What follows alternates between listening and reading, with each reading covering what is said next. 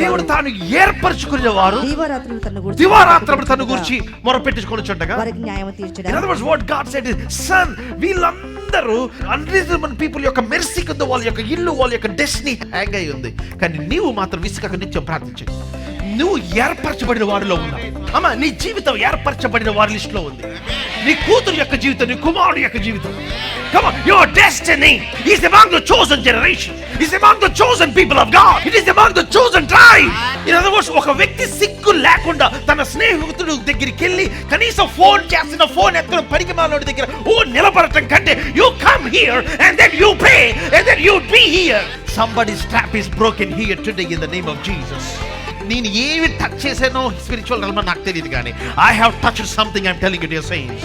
And I come here not knowing what I got from God, but knowing that I'm delivering something from God, but which will deliver you from the things that you're oppressed. మీరు దేని చేత oppress చేయబడుతున్నారు, దేని చేత harass చేయబడుతున్నారు, వాటి నుంచి దేవుడు ఆయన మిమ్మల్ని విడుదల చేస్తాడని నాకు ఎరిగి నేను మీ ఎదురు నిలబడి ఈ మాటలు మాట్లాడుతున్నాను.